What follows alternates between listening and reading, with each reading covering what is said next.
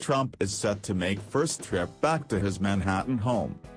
The first time Donald J. Trump visited New York City as president, in May, his schedule called for a public appearance, a meeting at the Peninsula Hotel and a stay at his penthouse apartment on Fifth Avenue.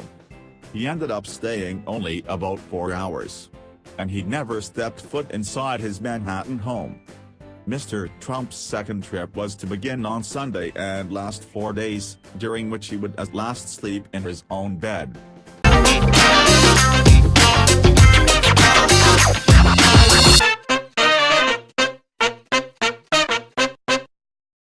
But his trip keeps getting shorter. For the time being, he is scheduled to arrive at 8:45 p.m. Monday by helicopter, landing at a Wall Street heliport and then heading to his home. When at last inside his triplex at the top of Trump Tower, he is scheduled to have a phone conversation with Shinzo Abe, the Prime Minister of Japan, at 9:30 p.m., according to a schedule issued by the White House. Mr. Trump plans to remain in Manhattan until Wednesday, when he travels to his country club in Bedminster, New Jersey. Even before he arrives, anti-Trump groups have announced plans for at least 3 protests that will converge on Trump Tower. After a protest by white nationalists in Charlottesville, Virginia, on Saturday erupted into violence and led to a deadly car rampage, concerns have escalated over what Mr. Trump's arrival in New York might provoke. Continue reading the main story. Related coverage. Police and protesters mobilize for Trump's return to his own home August 11, 2017. President Trump returns to New York for a brief first visit May 4, 2017. There's no finer police department in the world when it comes to protecting the right to protester and ensuring the safety of all, Austin Finnan, a spokesman for Mayor Bill de Blasio, said in an email. The NYPD can handle it. Even before Mr. Trump's visit, groups supporting and opposing the president faced off on Sunday outside Trump Tower, shouting insults. 3 people were arrested on charges of disorderly conduct, according to the police.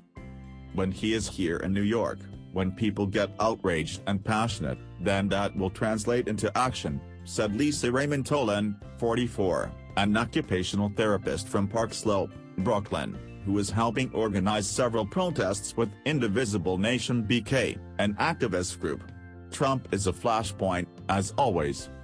Mr. Trump's visit has resulted in some street closings around Trump Tower. 55th and 58th Streets between Avenue of the Americas and Madison Avenue were closed to vehicle traffic, while a limited number of vehicles, like those making deliveries, were allowed onto 56th Street. The NYPD is ready for any and all contingencies, J. Peter Donald, a spokesman for the police department, said in an email. On Monday afternoon there were new metal detectors in the lobby of Trump Tower, funneling visitors and tourists through a visibly heavier police presence. I think it's kind of crazy, said Nancy Scaraglia, 60, who was visiting from Webster, Mass., as she snapped photos of the tower's logo looming above police officers holding rifles and men and women in Kevlar vests with Secret Service stitched across their chests. Why the weapons like this, do you think it's necessary? In front of the building, 12 city sanitation trucks loaded with dirt were parked end to end to form a barrier on the south side of Fifth Avenue. A space cordoned off by metal barricades stretched along Fifth Avenue from 55th to 52nd Streets, occupying 1 lane of traffic. It was meant to be a holding pen for protesters, the police said. Merchants peddling pro- or anti-Trump items, who were once a fixture outside the building but had largely disappeared, were back on Monday selling their wares. Bennett Weiss, 71, a retired jeweler from Newburgh, New York, was selling anti-Trump pins he had stuck onto a black umbrella. It's $2 each, 3 for $5 or free if they don't have any cash, Mr. Weiss said. If you want people to think you are a decent human being, wear an Impeach Trump button, Mr. Weiss said to one passerby. Liz Karkoff, 39, who was visiting Manhattan from Westchester County, bought a pin for her 3-year-old daughter. It said "Love Trump's hate."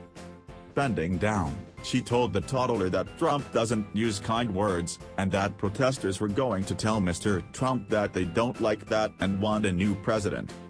"Is he here yet?" the little girl asked.